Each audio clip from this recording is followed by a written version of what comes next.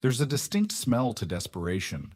It smells like cheap beeswax trying to mask damp rot and roasting mutton you can't quite afford.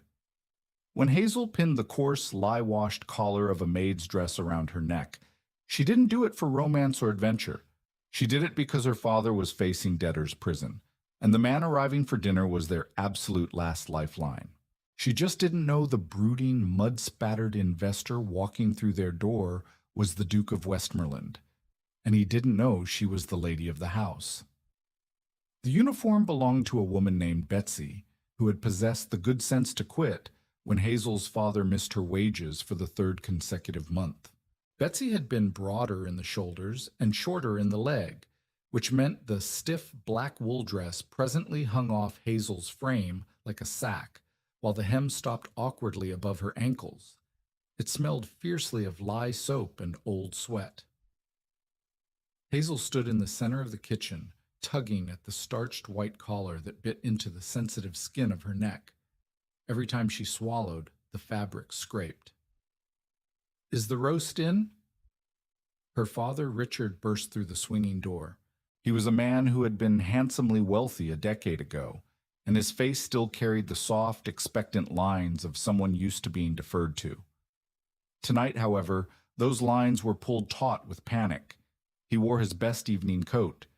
It was 5 years out of fashion, the velvet lapels rubbed shiny at the edges. "It's in, Father," Hazel said. She didn't look at him.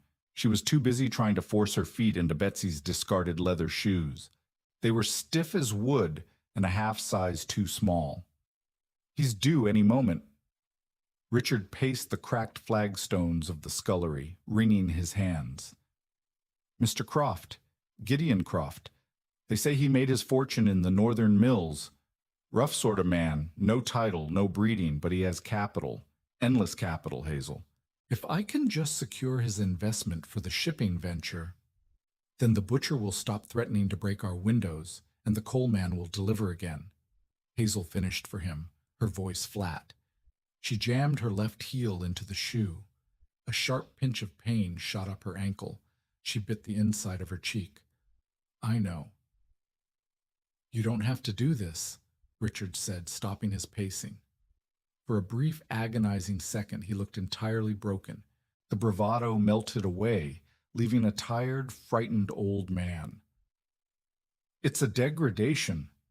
My daughter, serving at the table like a common scullery maid. If we tell Mr. Croft we can't afford a single servant, he'll know you're bankrupt before the soup is even served," Hazel said practically. She grabbed a damp cloth and wiped a smear of flour from the dark wool of her skirt. "Investors don't give money to desperate men. They give money to men who don't need it. Go into the parlor. Pour yourself a glass of the sherry. The good one, not the watered-down one. I'll open the door when he knocks."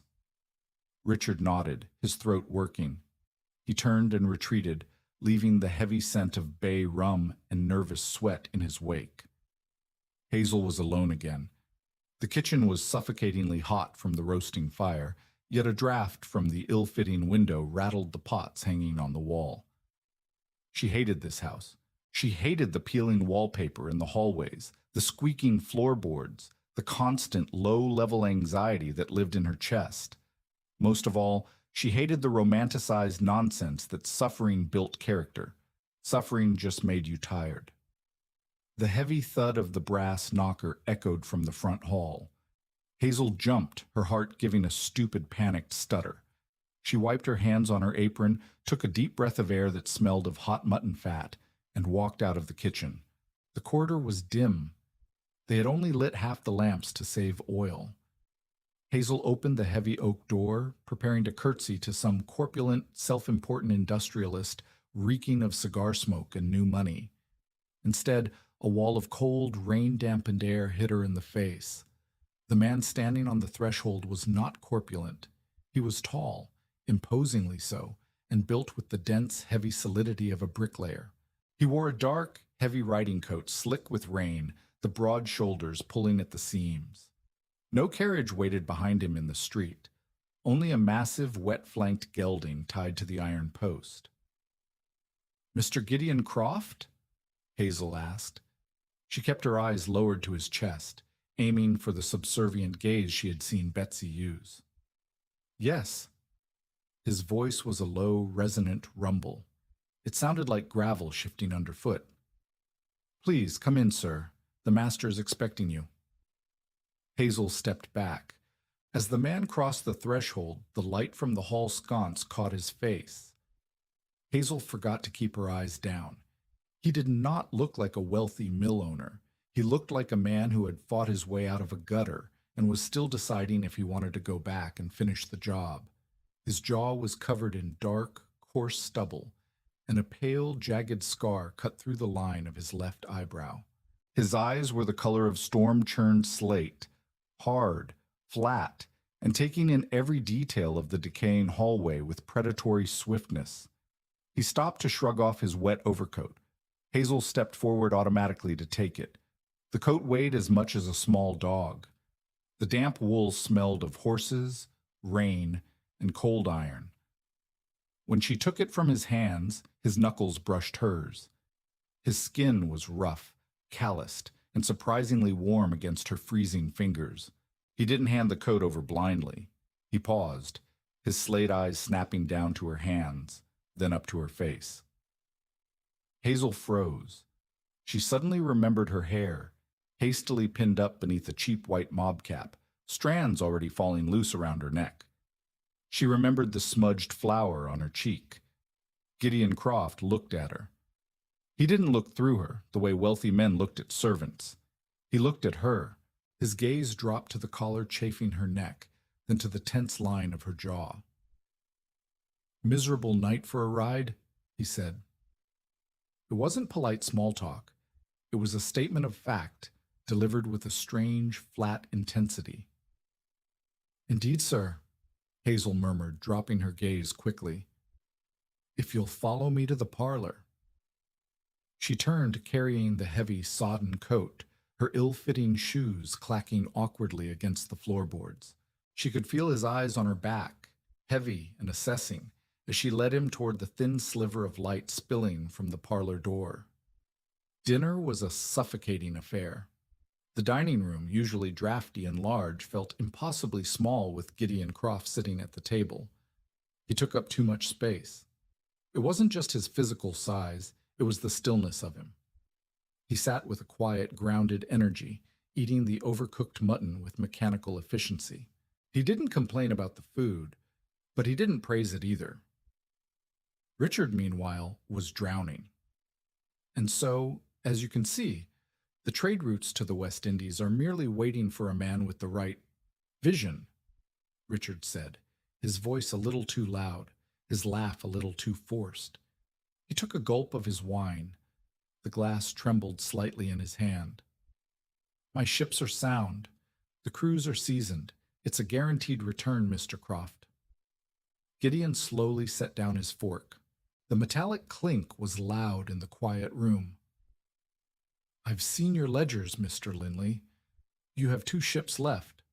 One has been impounded in Bristol for unpaid docking fees." Richard's face drained of color. That is a temporary misunderstanding, a clerical error." "A clerical error," Gideon repeated. His tone was devoid of mockery, which somehow made it worse. It was just a brutal, sterile observation. Standing by the sideboard, Hazel gripped the handle of the water pitcher so tightly her knuckles turned white. She hated her father for lying so poorly. She hated this rough, unblinking man for dissecting those lies so effortlessly. But mostly, she hated the sharp, stabbing pain radiating from her left heel. The blister had ruptured somewhere between clearing the soup plates and serving the roast. Every time she shifted her weight, raw skin ground against stiff leather. Her calves ached, and a dull, throbbing headache had settled behind her eyes from the heat of the kitchen and the sheer exhaustion of holding her face in a mask of blank subservience. "More wine, sir?" Hazel stepped out from the shadows, eager to break the agonizing silence that had fallen over the table. Gideon didn't look at her, merely tapping 2 fingers against the base of his empty glass. Hazel moved to his side. The wine bottle was cheap glass, slippery with condensation from the damp cellar. She kept her eyes on the rim of the goblet, trying to ignore the proximity of the man. Up close, he smelled of clean sweat and the faint, sharp tang of saddle soap. She tipped the bottle. At that exact moment, she shifted her weight. The raw flesh of her heel scraped agonizingly against the back of the shoe. Her leg buckled, just a fraction of an inch, just a millimeter of weakness. Her hand jerked. The dark red wine missed the glass. A heavy splash of it hit the white linen tablecloth, and a single bright crimson drop splattered directly onto the cuff of Gideon Croft's crisp white shirt. Hazel froze. The silence in the room suddenly felt like a physical weight. "Good God, girl!" Richard hissed halfway out of his chair, his face flushed with mortification. "Are you blind?" Hazel didn't gasp. She didn't press her hand to her mouth in a delicate show of horror. She was too tired, too in pain, and too angry at the entire pathetic situation. "Bloody hell," she muttered under her breath. It wasn't meant to be heard, but the room was too quiet. She grabbed the linen napkin draped over her forearm and reached down to dab at the spilled wine on the tablecloth. Her hand shook, but not from fear, from the sheer, furious humiliation of it all. Gideon caught her wrist. His grip wasn't punishing, but it was absolute. It felt like an iron band snapping shut over her skin. Hazel inhaled sharply, finally looking up. His slate-gray eyes were inches from hers. He wasn't looking at the spilled wine. He was looking at her hand. Hazel's breath hitched. She suddenly realized what he was seeing. Betsy, the real maid, had hands like sandpaper, red, swollen at the joints from lye and scrubbing brushes. Hazel's hands were calloused from the past few months of hard work, yes, but the nails were neatly filed. The fingers were long and unblemished. They were the hands of a woman who played the pianoforte, not one who scrubbed grates. "Leave it," Gideon said softly. "I can clean the cuff, sir," Hazel said. Her voice sounded brittle, foreign to her own ears. She tried to pull her wrist back, but he didn't let go immediately. His thumb moved just a fraction, brushing against the frantic pulse jumping at her wrist. "I said leave it." His voice dropped a register, losing the flat, businesslike edge. It was a command, but there was a strange, probing curiosity beneath it. He released her. Hazel stumbled back a step, almost losing her footing as pain spiked through her heel again. She clutched the wine bottle to her chest, her face burning hot. "I apologize, Mr. Croft," Richard stammered, entirely missing the silent exchange. "She's new, clumsy. I will have her dismissed tomorrow." "Don't bother on my account," Gideon said, his eyes never leaving Hazel's face. "The stain will wash out. Or go to the kitchen." Richard snapped at Hazel, waving his hand frantically. "Get out of sight." Hazel didn't need to be told twice. She turned and fled, her bad foot dragging slightly, the coarse wool of her dress rustling loudly in the quiet room. She pushed through the heavy swinging door into the scullery and let it close behind her. Alone in the dark, hot kitchen, she set the wine bottle on the counter with a loud clatter. She braced her hands on the edge of the wood, dropping her head forward, trying to slow her breathing. "Bloody hell," she thought, closing her eyes against the sting of frustrated tears. "He knows. He looked at my hands, and he knows." By midnight, the house was dead quiet. Richard had retreated to his study with the last of the brandy, alternating between weeping quietly over his ledgers and snoring. Gideon Croft had been shown to the guest bedroom on the second floor, the only room with a hearth that didn't smoke. Hazel sat on the stone steps outside the kitchen door, wrapped in a moth-eaten woolen shawl she had found in the pantry. The rain had stopped, leaving the London air sharp, cold, and smelling heavily of wet soot and wet cobblestones. She had finally taken the shoes off. Her left heel was a bloody, raw mess. She had a bowl of cold water beside her, and she was pressing a torn strip of linen against the blister, hissing through her teeth as the icy water stung the open flesh. She had a cup of the leftover cheap wine resting on the step next to her knee. She wasn't supposed to drink it, but she felt she had earned it. The heavy oak door creaked open behind her. Hazel froze, the bloody rag pressed to her heel. She expected her father, coming to berate her for the wine spill. Usually servants sleep when the masters are abed, a rough, gravelly voice said. Hazel didn't turn around. Her shoulders slumped. It was him. She heard the heavy thud of his boots on the stone. He stepped out into the damp chill, leaving the door ajar. He wasn't wearing his coat or his cravat. The collar of his white shirt was open, revealing the thick, corded muscles of his neck. In the pale moonlight, he looked less like an investor and more like a brawler resting between rounds. He struck a match against the stone wall. The flare of sulfur briefly illuminated his harsh features as he lit a thin, dark cheroot. The smell of cheap, strong tobacco immediately filled the cold air, overriding the scent of the damp alley. "I couldn't sleep," Hazel said. She kept her voice deliberately coarse, trying to maintain the charade. "Begging your pardon, sir. I'll go inside." She moved to stand up, grabbing her stiff leather shoes. As she put weight on her left foot, a sharp spike of agony shot up her leg. She gasped, stumbling sideways. Gideon moved with shocking speed for a man his size. His hand shot out, catching her by the elbow before she could hit the wet stones. His grip was firm, anchoring her. "Sit down," he ordered, pulling the cheroot from his mouth. "I'm fine," Hazel snapped, the pain making her drop the subservient act entirely. She tried to yank her arm away. "Let me go." Gideon didn't let go. He simply pushed her backward, forcing her to sit heavily back onto the stone step. He looked down at her bare feet, his gaze locking onto the bloodied heel. He let out a low, rough breath. "Are those your shoes?" "They belong to the house," Hazel muttered, pulling her skirt down to cover her ankles. "They don't fit you." "Very little in this house fits right now." Hazel grabbed her cup of wine and took a defiant swallow. She looked up at him, her chin jutting out.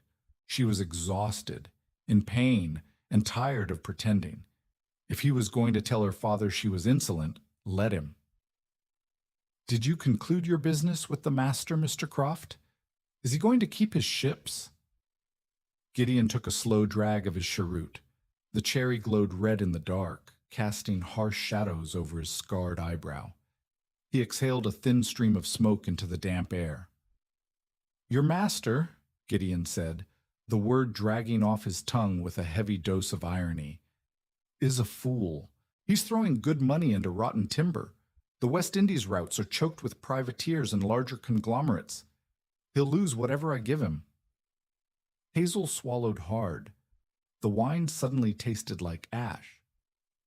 "So you aren't going to invest?" "I didn't say that." Gideon sat down. He didn't ask for permission. He just folded his large frame onto the narrow stone step next to her. He was too close. The heat radiating from his body cut through the damp chill of the night. Hazel shifted uncomfortably, pulling her shawl tighter. "Why would you give money to a fool if you know it's a loss?" "Because sometimes I am curious," Gideon said. He turned his head, looking at her. Really looking at her. His eyes dropped to the cup of wine in her hand. "Does he know his maid drinks his wine and speaks like a boarding school graduate when she's angry?" Hazel's heart slammed against her ribs. She gripped the cup tighter. "I don't know what you mean." Your accent slipped," Gideon said softly. "When you spilled the wine, you swore. It wasn't the curse of a woman raised in the scullery." He leaned in just a fraction. "And your hands. You hide them in your apron, but I saw them." "I use a pumice stone," Hazel lied, her voice tight. "A pumice stone doesn't change bone structure." Gideon reached out. Before she could pull away, his fingers wrapped around her wrist again. He didn't pull her toward him. He just turned her hand over, exposing the palm to the dim moonlight. His thumb brushed lightly over the pads of her fingers. No calluses from the washboard, no burn marks from the lie. He looked up, his slate eyes pinning her in place. "Who are you?" Hazel stared at him. She could smell the tobacco on his breath, the clean sweat of his skin. She felt a sudden dangerous urge to tell him the truth, to admit that she was Hazel Linley, that she was tired of starving, tired of lying, tired of carrying her father's failures on her back. But she looked at the hard, uncompromising line of his jaw. This man was ruthless.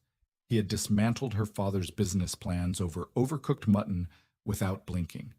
If he knew how pathetic their charade was, he would walk out tomorrow and leave them to the wolves. She yanked her hand out of his grip. "I'm the maid," Hazel said, her voice trembling with forced anger. "And you are a guest, and neither of us should be sitting on the back steps." She grabbed her shoes in one hand, abandoning the cup of wine, and pushed herself to her feet. She didn't bother trying to put the shoes on. She just turned and limped up the steps toward the kitchen door. "That dress," Gideon said. His voice caught her just as her hand touched the latch. She paused, looking back over her shoulder. He was still sitting on the steps, the cheroot hanging from his lips, watching her. In the darkness, he looked like a predator resting in the shadows. "It chafes your neck," he observed, his voice a low rumble. "You've been scratching at it all night. A woman who wears that uniform every day doesn't notice the wool anymore." Hazel swallowed, her throat incredibly tight. She didn't have an answer for that. She pushed the door open and fled into the dark, silent house, leaving the brooding investor alone in the cold. She didn't know that Gideon Croft sat on the steps long after she left, staring at the empty doorway. And she certainly didn't know that the Duke of Westmoreland had just decided exactly what his terms for the investment would be. The morning tasted of old ash. Hazel woke before dawn, her body stiff. The narrow cot in the servants' quarters was lumpy, smelling faintly of mothballs and damp plaster. She lay there for 3 long breaths, watching the gray light bleed through the cracked window pane. Then she threw off the thin woolen blanket. There was no time to be tired. The left heel of her foot was a tight, angry knot of pain. She bound it tightly in a fresh strip of linen before forcing it back into the stiff leather shoe. It took a supreme effort of will not to cry out. Downstairs, the kitchen was freezing. The fire had died completely in the night. Hazel dragged a bucket of coal from the scullery, the metal handle biting into her bare hands. She knelt on the cold flagstones, plunging her hands into the black lead polish to blacken the iron grate. It was filthy, mindless work. The harsh chemical smell of the polish stung her eyes. "You are applying it entirely too thick." Hazel jumped, dropping the stiff bristled brush. It hit the hearth with a sharp clatter. Gideon Croft stood in the doorway. He was fully dressed, though he wore no cravat, his white shirt open at the throat again. He held a steaming cup of coffee she certainly hadn't brewed. The sharp, bitter scent of the roasted beans cut through the smell of the black lead. "I prefer an early start," he said, stepping into the room. He walked over to the stove, grabbed the iron kettle, and poured himself more water without asking. "Found the beans in the pantry. You're welcome to a cup. You look like you need it." Hazel scrambled to her feet, wiping her blackened hands on her coarse apron. "That's not my place, sir." "Stop it!" The command was quiet, but it cracked through the cold kitchen like a whip. Gideon turned around, leaning his hips against the wooden counter. He watched her over the rim of his cup. "Stop playing the dim-witted scullion," he said. "It insults us both. I told you last night. I know you aren't what you pretend to be. Now, why are you on your knees ruining your hands on a grate?" Hazel's jaw tightened. She hated the way he looked at her. He didn't look with pity. He looked with the cold, calculating dissection of a man assessing a damaged ship. "Someone has to clean the grate, Mr. Croft. The house doesn't run on magic. Where is the actual staff? Gone.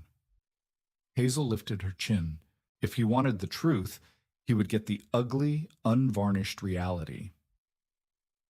My master hasn't paid them in 3 months. Betsy, the maid whose dress I'm presently wearing, left a fortnight ago. The cook left yesterday morning. Gideon didn't look surprised. He took a slow sip of his coffee. So the roast last night? Me, Hazel said flatly. And I overcooked it because I was trying to polish the silver at the same time. He set his cup down. The sound was a dull thud against the wood. And your master? Does he know his daughter is ruining her knees in the soot? Hazel froze. The blood roared in her ears. He knows. He hadn't just suspected she wasn't a maid. He knew exactly who she was. Hazel's throat clicked dry. She stepped back, her sore heel throbbing. I looked at the portrait in the upstairs hallway, Gideon interrupted, his voice void of any triumph. It was just a heavy, tired statement. It was painted several years ago. You had better clothes, and you were smiling, but the bone structure is identical. You are Hazel Linley. Hazel stared at him. The silence stretched, filled only by the rattle of the drafty window. She felt stripped naked. All the humiliating effort, the chafing wool, the burned fingers, the agonizing blisters. It had all been for absolutely nothing. Are you going to leave, then? She asked. Her voice cracked. She hated herself for it. No. Gideon picked up his coffee again. I am going to invest. Hazel blinked. What? Your father's business is a sinking ship, but the roots themselves hold value. I want the roots. Gideon pushed off the counter, walking slowly toward her. He stopped when he was close enough that she could smell the sandalwood soap on his skin. I told your father my terms half an hour ago in his study. He's awake? He was. He's currently digesting the contract. Gideon looked down at her. His eyes lingered on the black soot smudged across her cheek, then dropped to her trembling, blackened hands. I offered him enough capital to clear his debts and repair the 2 remaining ships. In exchange, I take a 90% stake in the profits, and I assume total operational control. He is a figurehead, nothing more. 90%, Hazel breathed. That's robbery. That is salvation, Gideon corrected roughly. He would be in debtor's prison by Tuesday. I just bought his freedom. But I have one more condition. Hazel looked up. His slate-gray eyes were entirely unreadable. I have a vast amount of paperwork to audit if I am to salvage this mess, Gideon said. I require a clerk, someone who understands the ledgers, the manifests, and the routing charts. Hire a clerk, she said defensively. I don't trust outside clerks with my ledgers, he replied. And I happen to know there is a woman in this house who is intimately familiar with her father's failing business. A woman who reads well enough to curse like a gentleman. He reached out. Hazel flinched, expecting him to grab her arm. Instead, he took the filthy scrubbing brush from her blackened fingers. He tossed it onto the hearth. Wash your hands, Miss Linley, Gideon said quietly. You work for me now, and I don't want soot on my paperwork. The study smelled of dust, old leather bindings, and the sharp metallic tang of iron gall ink. Hazel sat at the small side desk, her back rigid. She was still wearing the maid's dress. Gideon had demanded her help, but he hadn't demanded she change, and a stubborn, cynical part of her refused to put on a silk day dress. If he wanted to humiliate her family by treating them like employees, she would wear the uniform of one. Gideon sat at her father's massive mahogany desk. He took up the entire space. He worked in complete silence, his heavy, scarred hands moving over the ledgers with surprising speed. He didn't use a ruler to track the lines. He just absorbed the numbers. His brow furrowed, the jagged scar over his eye catching the afternoon light. The manifest for the Windsor Pearl, Gideon said, breaking an hour of silence. He didn't look up. Where is it? Hazel sorted through the chaotic pile of papers her father had left behind.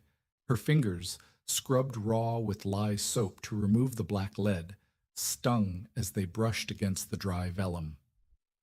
Here. She stood, carrying the heavy sheaf of papers across the room. She set it on his desk. He reached for it at the same time she let go. His knuckles brushed the back of her hand. The brief contact felt like a static shock. Hazel pulled her hand back quickly, clasping it behind her back. Gideon didn't react. He pulled the manifest closer, dipping his pen into the brass inkwell.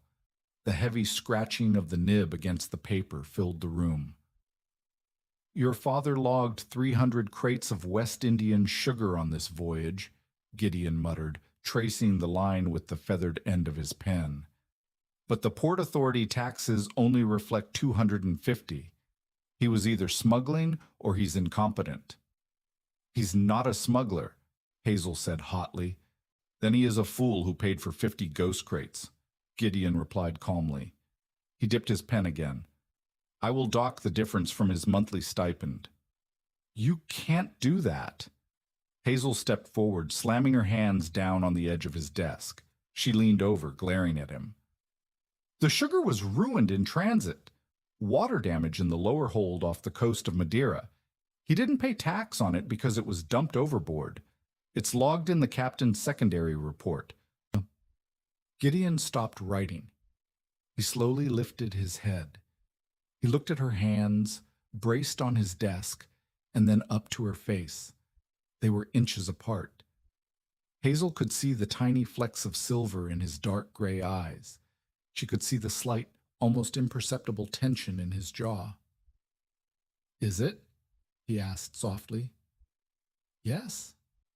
Hazel swallowed, her anger faltering slightly under the weight of his stare. It's in the blue ledger. I tracked it myself. Gideon leaned back in his leather chair. It groaned under his weight. He crossed his arms over his broad chest. You tracked it. The daughter of a gentleman, spending her evenings balancing trade ledgers. Hazel straightened up, feeling her face flush. My father is not good with numbers. Someone had to do it. And yet he is bankrupt. I can't control the weather, Mr. Croft, nor the pirates off the Barbary coast. Hazel snapped. Her voice was bitter. I only managed the math. I told him not to send the Pearl out until the hull was repitched. He didn't listen to me. I am just a woman. What do I know of ships? Apparently, more than the man who owns them. Gideon stood up. The sudden movement made Hazel step back. He was so incredibly tall. He walked around the edge of the desk, moving with that quiet, heavy grace that unsettled her so much. Show me, he said. Show you what? The blue ledger. Show me your math. He stood beside her small desk. He was too close. Hazel squeezed past him, her rough wool skirt brushing against his trousers. She sat down quickly, pulling the battered blue ledger from the bottom drawer. She opened it to the middle pages. Her handwriting filled the columns, neat, precise, desperate little rows of numbers trying to hold off ruin. Gideon leaned over her shoulder. He didn't touch her, but he didn't have to. The heat of his body enveloped her. She could feel his breath, slow and steady, stirring the stray hairs that had escaped her mob cap. Her heart began to beat a frantic, irregular rhythm against her ribs. He braced one large hand on the desk, right next to hers. She stared at his hand. There was a thin white scar slicing across his thumb. These were not the hands of an investor who sat in comfortable rooms. These were hands that had pulled ropes and broken jaws. Your margins are tight, Gideon murmured. His voice was a low rumble right next to her ear. They had to be. You accounted for the tariff hikes in Bristol before they were even legally passed. A rumor on the docks, Hazel said, her voice breathy. She hated how weak she sounded. She cleared her throat. The butcher's boy heard it from a sailor. Gideon turned his head. His face was mere inches from hers. You have a sharp mind, Hazel. It was the first time he had used her name. It sounded different in his mouth. Rougher. He didn't say it with the polite, distant respect of a gentleman. He said it like a physical claim. Hazel looked up into his eyes. She forgot to breathe. The air in the study felt incredibly thin, heavy with the scent of ink and the raw electric tension humming between them. She wanted to lean back, away from him. She wanted to lean in. It was a terrifying contradiction. A loud, aggressive pounding echoed from the front of the house, followed by a muffled shout. The spell shattered. Hazel jumped up from the chair so fast it tipped backward, hitting the floor with a loud crack. She gasped, her hands flying to her chest. Gideon didn't flinch. He slowly straightened up, his eyes never leaving her face. The pounding came again, louder this time. "That is the tradesman's door," Hazel whispered, panic instantly replacing the strange, suffocating heat in her chest. It's the butcher.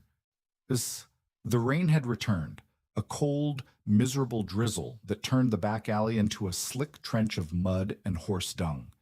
Hazel hurried down the hallway, her bad heels shooting spikes of pain up her leg with every step. She pulled open the heavy wooden door to the alley. Mr. Miller stood on the step. He was a large, ruddy-faced man who smelled of raw meat and stale ale.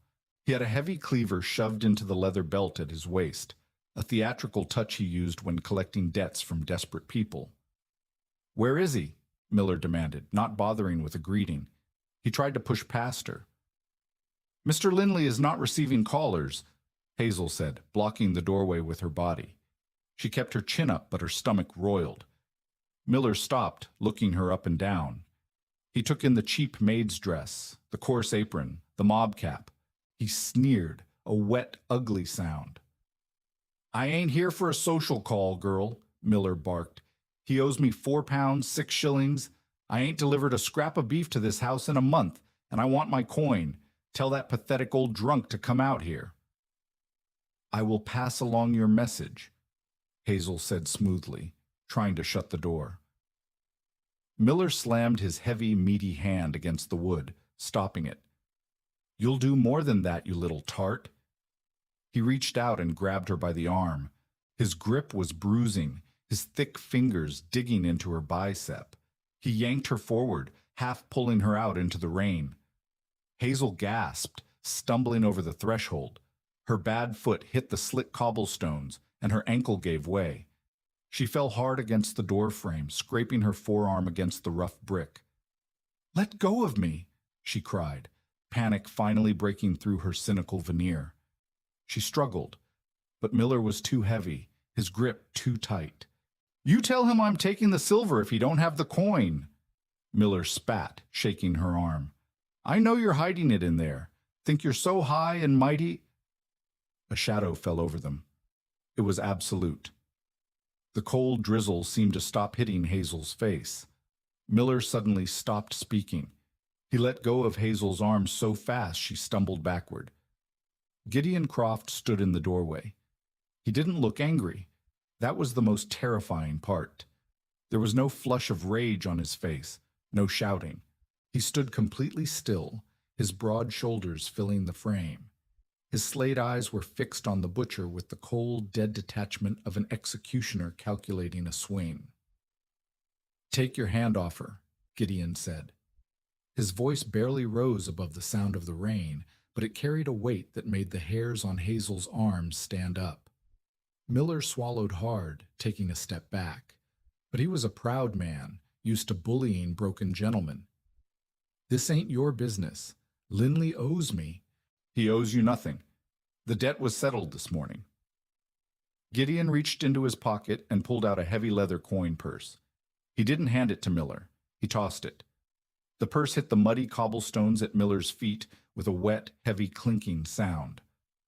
Miller stared at the purse, then looked up at Gideon, his face flushing dark red with insult. You throw coin at me like a dog? Dogs have better manners, Gideon said softly. He stepped over the threshold, moving into the alley. He didn't rush. He walked with slow, measured steps, backing Miller up until the butcher hit the brick wall of the opposite building. Hazel pulled herself up, clutching her scraped arm. She watched, entirely mesmerized. This wasn't the behavior of a northern mill owner. Mill owners argued over ledgers. This man moved with the absolute, unquestioned authority of a lord, someone who owned the ground he stood on and the air the butcher breathed. Gideon stopped a foot away from Miller. He leaned in slightly. "Pick it up," Gideon commanded. Miller opened his mouth, his hand twitching toward the cleaver at his belt. Gideon shifted his weight. It was a minute adjustment, but the sheer, coiled violence radiating from his large frame was suddenly suffocating. "Touch that blade," Gideon whispered, "and I will break both of your arms. Pick it up." Miller broke. The defiance drained out of his face, leaving only pale, sweaty fear. He bent down, his knees popping in the quiet alley, and picked up the muddy purse. "Never return to this house," Gideon said. "If I see your face on this street again, I won't pay you. I will end you. Do you understand?" "Yes, sir," Miller mumbled to the mud. He turned and practically ran down the alley, his heavy boots splashing in the puddles. Gideon stood in the rain for a moment, watching the man disappear. Then he turned around. The cold, violent mask vanished. He looked at Hazel, standing shivering in the doorway, clutching her bleeding arm. His jaw tightened. He walked back to the door. He didn't ask if she was all right. He simply reached out, sliding one arm behind her back and the other under her knees. "What are you doing?" Hazel gasped as he lifted her effortlessly off the ground. She felt entirely weightless against his chest. "You're bleeding," he said, carrying her into the house and kicking the heavy door shut behind them with a slam that echoed through the dark hallway. "And you're shaking." "I am angry," Hazel argued, her voice trembling wildly. She pressed her good hand flat against his chest, trying to maintain some distance. His shirt was damp from the rain, the fabric clinging to the hard muscle beneath. The heat of him was overwhelming. "Put me down. I can walk." "No, you can't. Your shoe is full of blood from that blister you refuse to complain about." Gideon carried her straight into the kitchen, ignoring her protests. He set her down gently on the solid oak table, right in the center of the room. Hazel sat there, the coarse wool of her dress damp, her mob cap askew, hair falling in wet strands across her face. She felt incredibly small. Gideon grabbed a clean cloth from the drying rack and walked to the water pump. He wet the cloth, wrung it out, and walked back to her. He stepped between her knees. Hazel's breath caught in her throat. She tried to pull her legs back, but the edge of the table trapped her.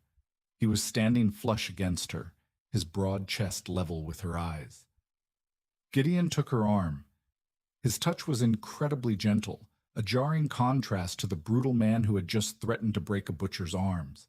He dabbed the wet cloth against the scrape on her forearm, washing away the mud and blood. Hazel stared at his throat. She couldn't look at his face. The internal contradiction was tearing her apart. She was supposed to be cynical. She was supposed to hate him for buying her father's life for pennies. But right now, smelling the rain on his skin and feeling the startling gentleness of his calloused hands, she felt a terrifying, raw swell of emotion. "Why did you do that?" she whispered. Gideon stopped wiping her arm. He looked down at her. His slate eyes were dark, searching her face. "Because," he said, his gravelly voice dropping to a near whisper, "I protect what is mine." Hazel's heart slammed against her ribs. She looked up at him, her lips parted, the cynical retort dying entirely in her throat. She wasn't an investment. She wasn't a ship. But as Gideon Croft stared down at her in the quiet, dim kitchen, she realized with a jolt of sheer panic that he wasn't talking about the house. He was talking about her. The silence in the kitchen was heavier than the damp London air outside. "I am not one of your assets," Hazel said. The words were meant to be sharp, but they came out entirely devoid of edge. Her voice shook. "No," Gideon agreed.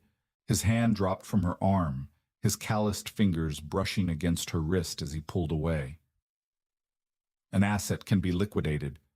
You are entirely indispensable." He didn't step back. He simply bent down. Hazel's breath hitched as his hands went to her left foot. He gripped her ankle with one hand, a firm, warm shackle, and used the other to untie the stiff leather shoe.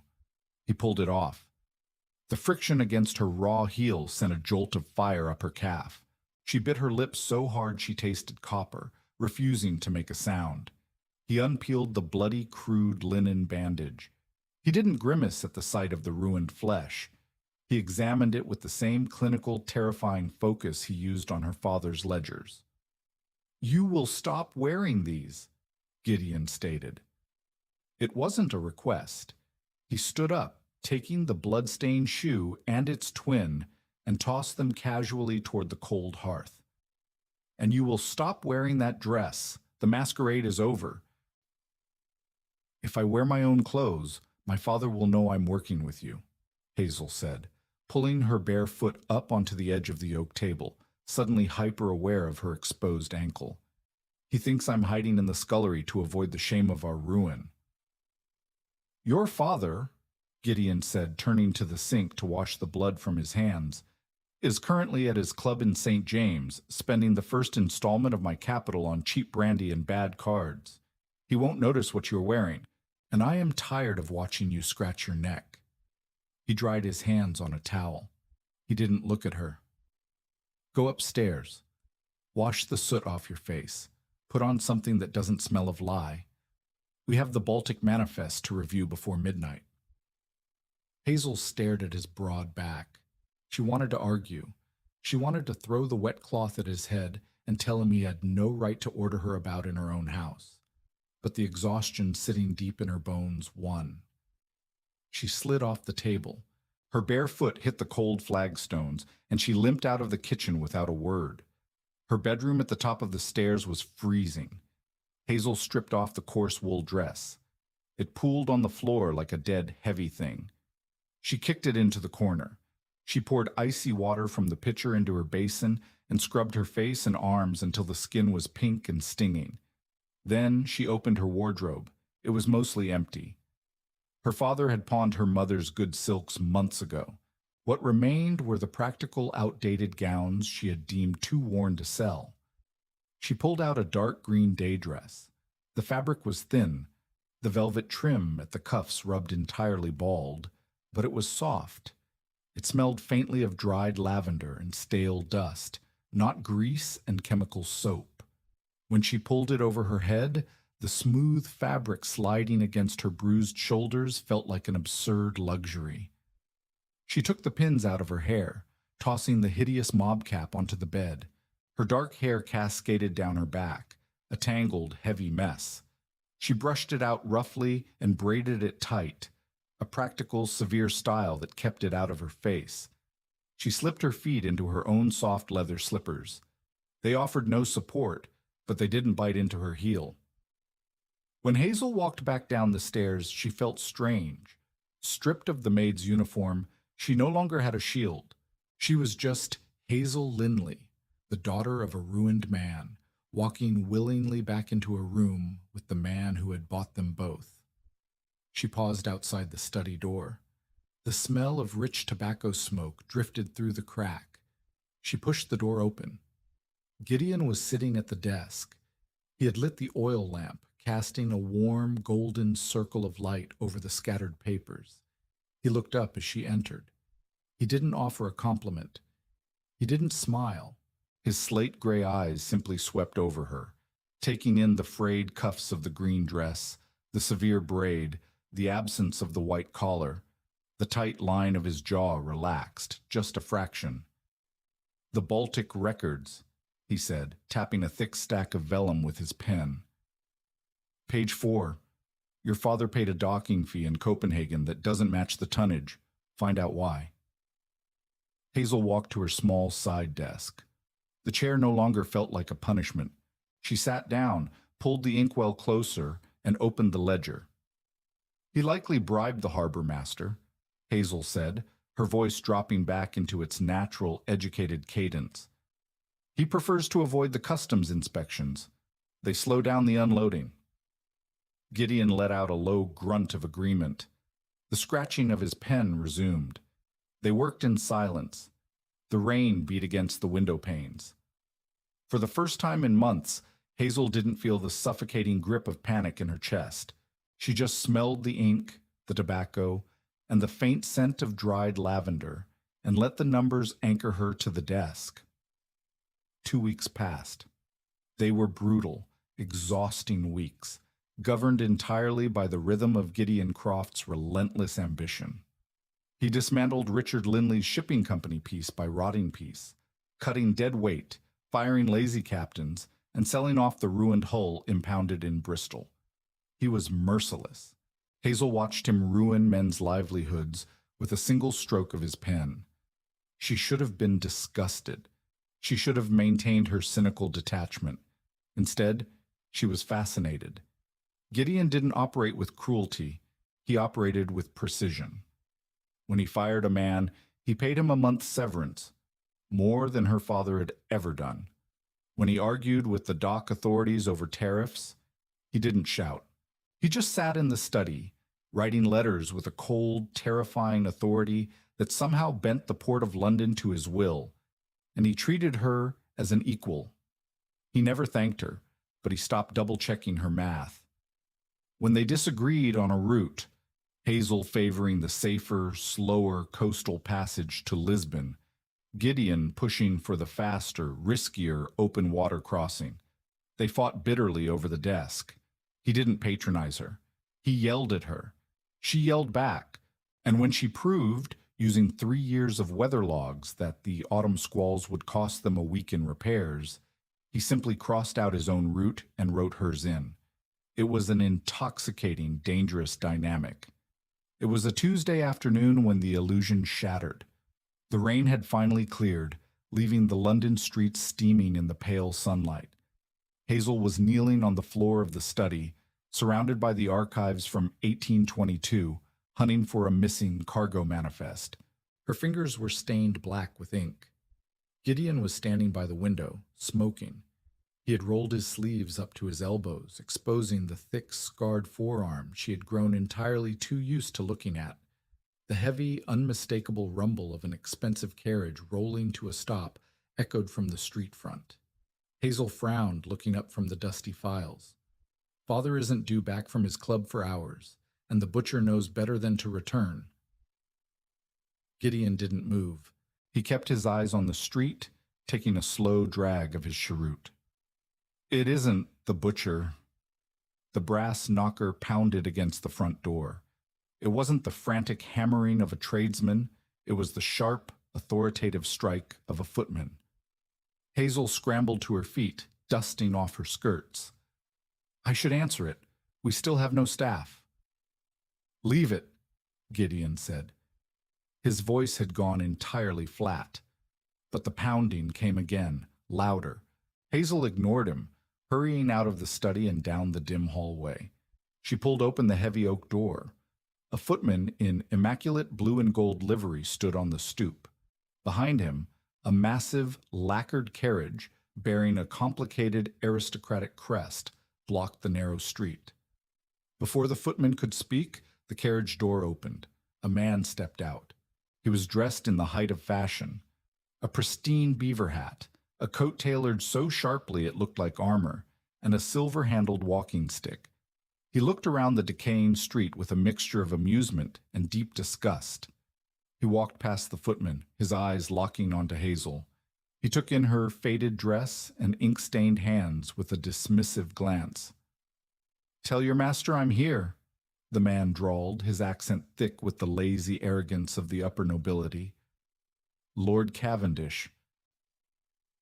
"My father is not at home, my lord," Hazel said, keeping her voice even, though her stomach tightened.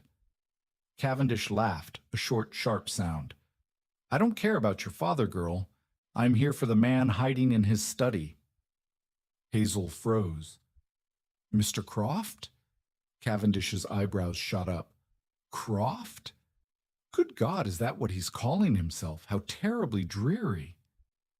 Cavendish pushed past her, stepping into the hallway without invitation. He didn't wait for her to lead him. He walked straight toward the open door of the study. Hazel hurried after him, her pulse drumming a frantic warning in her ears.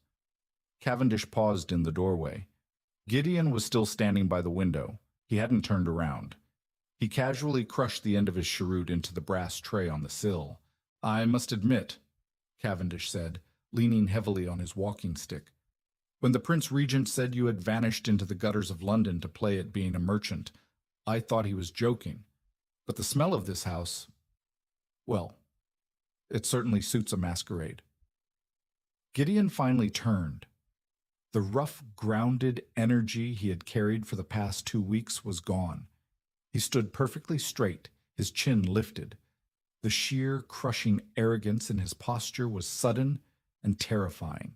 He didn't look like a mill owner. He looked like a king assessing a highly annoying insect.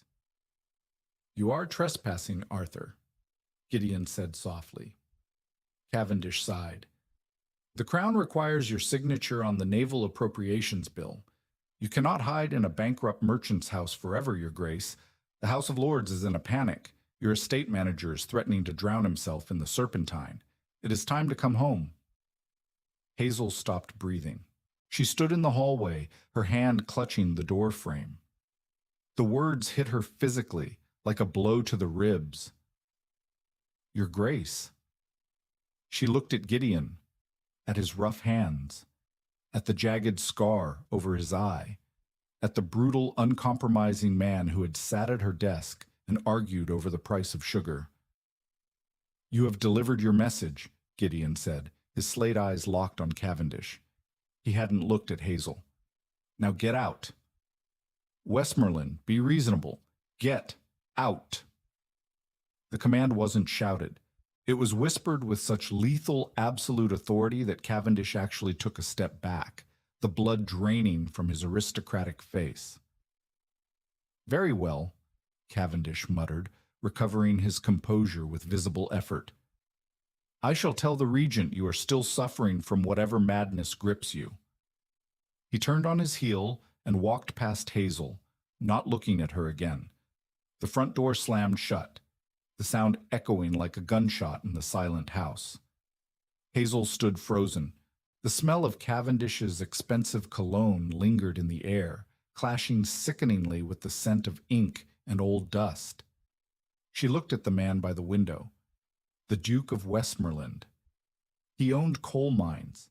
He owned entire port cities. He didn't just have capital, he had a fortune so vast it was rumored to rival the Crown's.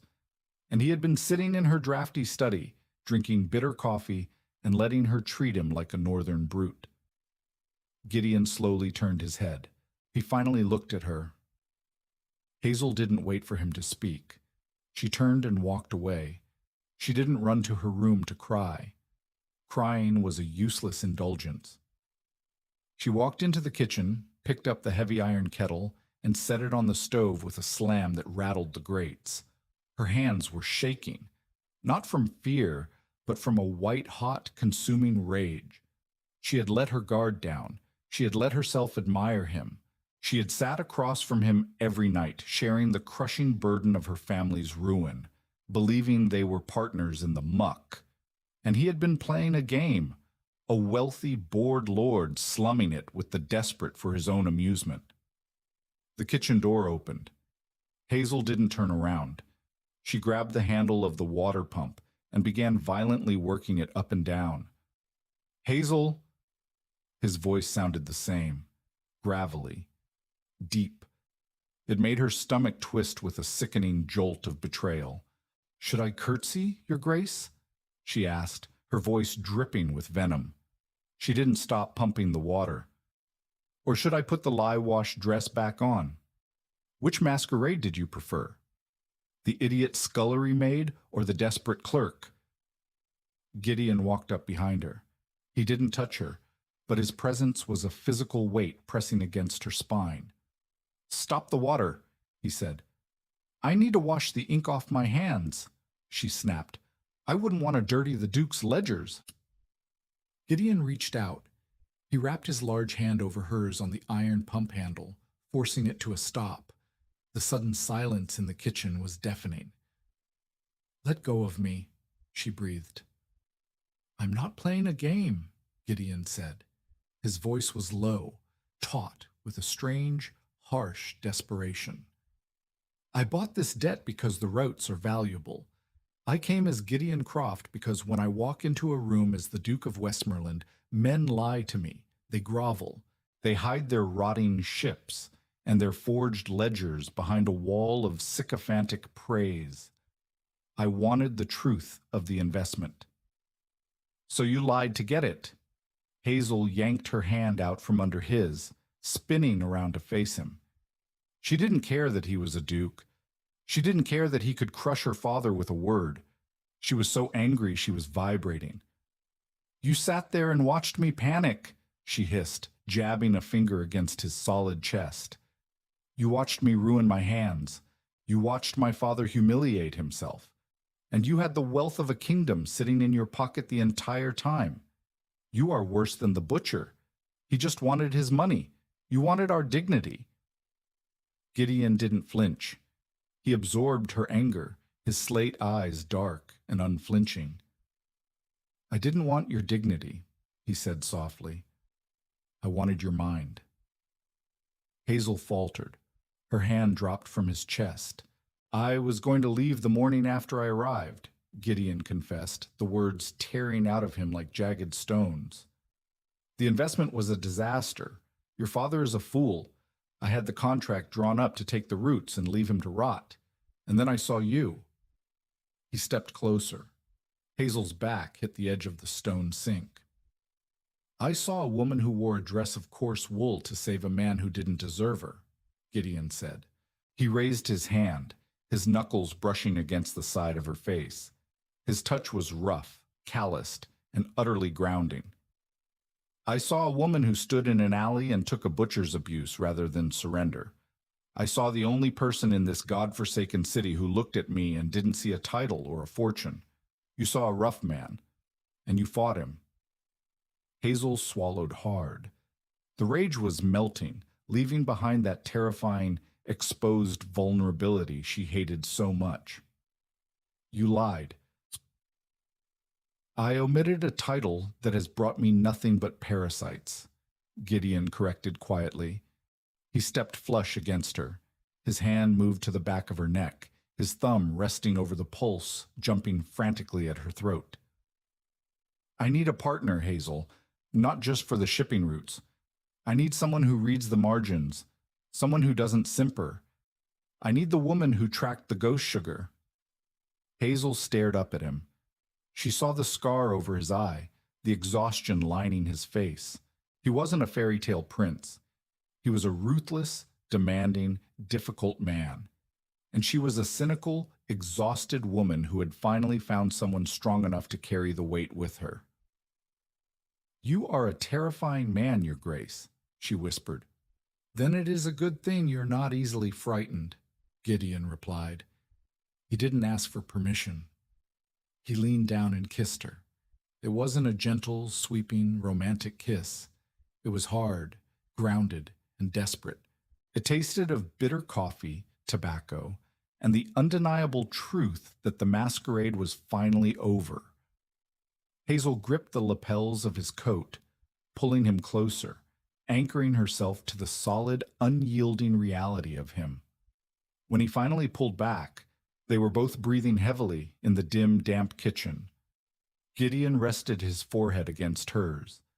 He let out a long, ragged sigh that sounded entirely human. "Now," the Duke of Westmoreland murmured, his gravelly voice brushing against her lips, "we have the Baltic ledgers to finish, and your father owes me for 50 crates of ghost sugar." Hazel let out a wet, breathless laugh. She closed her eyes, her ink-stained hand still gripping his coat. 90%, Your Grace, she whispered back. Not a penny more. Did Hazel and Gideon's ruthless partnership leave you breathless? If you love this grounded, raw historical romance, don't let the story end here. Like this video to show your support and share it with fellow historical drama lovers who crave imperfect, fiercely competent protagonists and enemies to lovers, tension without the fluff. Every interaction helps bring more immersive, cynical yet emotional stories to life. Don't forget to subscribe and hit the notification bell so you never miss a new chapter. Tell me in the comments. What was your favorite sensory detail in the story? Let's discuss below.